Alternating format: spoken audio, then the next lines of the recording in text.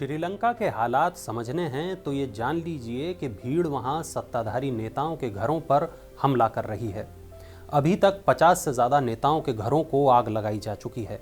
और तो और सत्तारूढ़ राजपक्षे परिवार के भी एक घर को जला दिया गया है।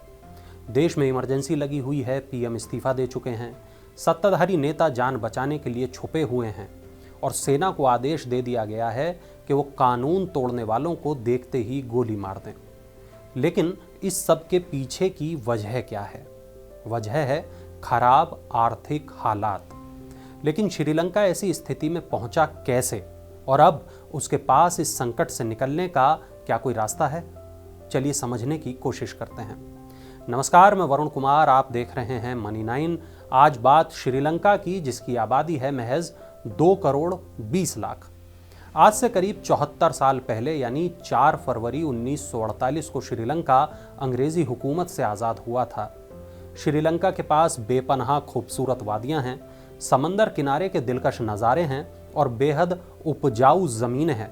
यानी यहाँ पर्यटक भी खूब आते हैं और खेती भी भरपूर होती है। लेकिन अब शायद हमें ऐसा बोलना चाहिए कि यहाँ पर्यटक भी खूब आते थे और खेती भी भरपूर होती थी। अगर ये वाक्य भूतकाल में चला गया है तो वजह इसके कुछ आंकड़े हैं जो यही गवाही देते हैं। कुछ साल पहले तक सब कुछ ठीक ही चल रहा था। दुनिया भर के पर्यटक श्रीलंका पहुंच रहे थे, यानी दुनिया भर से विदेशी मुद्रा आ रही थी। आंकड़े कहते हैं कि श्रीलंका के विदेशी मुद्रा भंडार में 15% हिस्सेदारी टूरिज्म सेक्टर की रही है। देश के करीब 5 लाख लोग इस सेक्टर से जुड़े हैं। पिछले करीब 2-3 सालों से टूरिज्म सेक्टर का हाल खराब है। साल 2019 में श्रीलंका में आतंकी हमले हुए। इन हमलों ने पर्यटन उद्योग की मानो कमर ही तोड़ दी। रही सही कसर पूरी कर दी कोरोना महामारी ने। लेकिन इससे पहले 2018 में करीब 23 लाख पर्यटक श्रीलंका पहुंचे थे। इनमें से करीब 4.25 लाख पर्यटक भारत से थे। रिपोर्ट बताती हैं कि इन भारतीय पर्यटकों से श्रीलंका ने 76 करोड़ से ज्यादा अमेरिकी डॉलर कमाए थे। अब बात कर लेते हैं खेती की। श्रीलंका की जीडीपी में खेती की हिस्सेदारी करीब 7% है। लाखों की तादाद में लोग प्रत्यक्ष और अप्रत्यक्ष रूप से खेती से जुड़े हुए हैं। चावल, नारियल, केला जैसी फसलें यहाँ उगाई जाती हैं। लेकिन यहाँ की सरकार के एक फैसले ने हजारों लाखों किसानों की आंखों से हर सपना छीन लिया और बदले में दे दिया सालों तक चलने वाला दर्द। दरअसल सरकार ने फैसला किया कि देश में केवल ऑर्गेनिक खेती ही की जाएगी, यूरिया इस्तेमाल नहीं होगा। लेकिन इस फैसले से हुआ ये कि पैदावार आधी से भी कम रह गई। निर्यात तो छोड़िए, घरेलू आवश्यकताएं भी पूरी नहीं हो पा रहीं। विरोध के बाद अब खाद वाला फैसला सरकार ने वापस तो ले लिया, लेकिन इस फैसले ने देश का जो हाल किया है उससे उबरने में श्रीलंका को काफी वक्त लगेगा। 2019 में श्रीलंका के राष्ट्रपति गोटबाया राजपक्षे और प्रधानमंत्री महिंदा राजपक्षे ने चुनाव प्रचार के दौरान टैक्स की दरें कम करने का वादा किया था। सरकार बनने पर ऐसा किया भी, लेकिन इसके कारण सरकार को राजकोषीय घाटे का सामना करना पड़ा। यही नहीं, श्रीलंका की सरकार ने विदेशों से आने वाले पाम ऑयल का आयात भी रोक दिया। सरकार को लगा कि इससे खर्चा रोकने में मदद मिलेगी, लेकिन ऐसा होते ही खाद्य तेल की कीमतें आसमान छूने लगीं। फरवरी 2022 में महंगाई दर 18% पर थी, जो अप्रैल आते आते 21% पर पहुंच गई। यहां आपको बता दें कि श्रीलंका अपनी ज़रूरत का अधिकतर सामान आयात करता है और फिलहाल आलम यह है कि देश में अधिकतर चीज़ों के दाम दोगुने या इससे भी ज़्यादा हो चुके हैं। आंकड़े कहते हैं कि श्रीलंका भारत से 3000 मिलियन अमेरिकी डॉलर का आयात करता है, वहीं चीन से 4000 मिलियन अमेरिकी डॉलर का। इसके बाद यूएई और जापान आदि देशों का नंबर आता है, जहां से बड़ी संख्या में श्रीलंका अपनी ज़रूरतों का सामान मंगाता है। अब तथ्य ये है कि जब कोई देश विदेशों से सामान खरीदता है तो डॉलर में पेमेंट करता है, और आज की तारीख में 1 अमेरिकी डॉलर की कीमत 360 श्रीलंकाई रुपये है। श्रीलंका के विदेशी मुद्रा भंडार में जब तक डॉलर थे तब तक उसने खरीदारी की, लेकिन अब ये भंडार खाली है और विदेशों से आयात करीब करीब रुक चुका है। यहाँ मैं आपको एक बात ये भी बता दूं कि एक वक्त श्रीलंका के विदेशी मुद्रा भंडार में 5 अरब डॉलर हुआ करते थे, और बात बहुत पुरानी नहीं, 2018 में ही श्रीलंका के विदेशी मुद्रा भंडार में 6.9 बिलियन डॉलर थे। फिलहाल श्रीलंका कर्ज के बोझ में पूरी तरह से दबा हुआ है। एशियन डेवलपमेंट बैंक, चीन, जापान, वर्ल्ड बैंक के अलावा लंका ने भारत से भी कर्ज लिया हुआ है। श्रीलंका पर चीन का भारी भरकम कर्ज है, जिसके कारण श्रीलंका को चीन की बेल्ट एंड रोड परियोजना का भी हिस्सा बनना पड़ा है। लेकिन श्रीलंका केवल चीनी कर्ज के कारण ही बर्बाद नहीं हुआ, रूस यूक्रेन की जंग भी इसका बड़ा कारण रही है।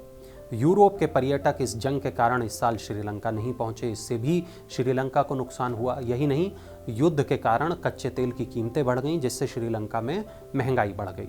चलते चलते ये भी आपको बता दें कि भारत ने इस साल श्रीलंका को $3.5 अरब से अधिक की मदद की है, लेकिन ये मदद श्रीलंका को संकट से निकालने के लिए काफ़ी नहीं है। अब ऐसे में श्रीलंका को दुनिया का सहारा है, वर्ल्ड बैंक का सहारा है और सहारा है और दूसरे देशों का, भारत जैसे पड़ोसियों का।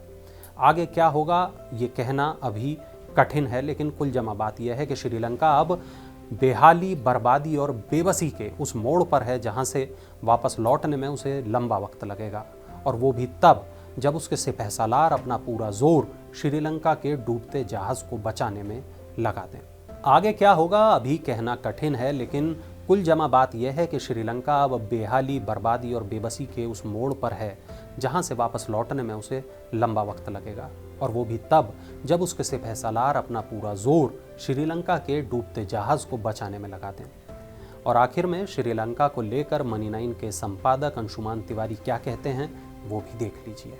आर्थिक कारणों से और बहुत सारे पैमानों के आधार पर श्रीलंका और भारत की परिस्थिति में कोई सीधी तुलना नहीं की जा सकती। श्रीलंका की समस्याएं विदेशी कर्ज से केंद्रित हैं। छोटी इकॉनमी, छोटी अर्थव्यवस्थाएं विदेशी कर्ज पर निर्भर रहती हैं।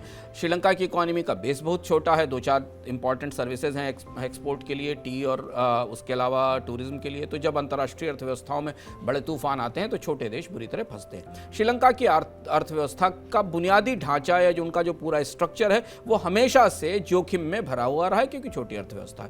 दूसरी समस्या श्रीलंका के साथ विदेशी कर्ज को लेकर है, जिसमें चीन का भी विदेशी कर्ज था और बाहर के देशों का भी विदेशी कर्ज था। उस तुलना में भारत की अर्थव्यवस्था विदेशी कर्ज में की दृष्टि से सुरक्षित है। हमारे पास कोई बड़ा एक्सपोजर नहीं। हमारी समस्याएं दूसरी जिस पर हमने चर्चा की, हमारी समस्याएं कि हमारे पास विदेशी मुद्रा भंडार गिर रहा है। हमारी समस्या ये कि हमारे यहाँ आंतरिक घाटा ज़्यादा है। हमारे यहाँ समस्या ये है कि यदि हम समय से सुधार नहीं करेंगे और विदेशी मुद्रा की सप्लाई नहीं बढ़ेगी तो रुपए पर दबाव बढ़ता चला जाएगा। तो ये तुलना किसी एक देश की तुलना दूसरे देश से नहीं की जा सकती, खासतौर से श्रीलंका और भारत की तुलना नहीं की जा सकती। एक पहलू ये हुआ। दूसरा पहलू ये कि श्रीलंका की नई सरकार, जिसकी तरफ उदय कोटक ने अपने ट्वीट में इशारा किया, पिछली सरकार जिसके राष्ट्रपति को पद छोड़ना पड़ा, हाँ, उनके कई फैसले गलत साबित हुए और सरकारों के गलत फैसले अर्थव्यवस्थाओं को गहरे संकट में फंसाते हैं। ये बात हमने पूरी दुनिया में अलग अलग देशों में देखी, सिर्फ श्रीलंका की बात नहीं। ग्रीस की सरकार के फैसलों को देख लीजिए, अर्जेंटीना की सरकार के फैसलों को देख लीजिए और दुनिया के कई सारी देशों की सरकारों के गलत फैसले। वो फैसले लोक लुभावन हो जाना, वास्तविकता से अलग नीतियां बना देना और बहुत सारे राजनीतिक दबावों के जरिए चीज़ों को, वास्तविक समस्याओं से चीज़ों को अलग ले जाना, वो गलती श्रीलंका में हुई है। श्रीलंका में इकोनॉमिक मिसमैनेजमेंट था, ऊपर से क्राइसिस आ गई, कोविड की क्राइसिस आ गई, ब्याज दरें बढ़ने की समस्या आ गई और वो दोनों मिलकर श्रीलंका को इस स्थिति पर ले आया। श्रीलंका गहरी मुश्किल में। श्रीलंका में जब तक सरकार नहीं होगी तब तक कोई समाधान नहीं होगा।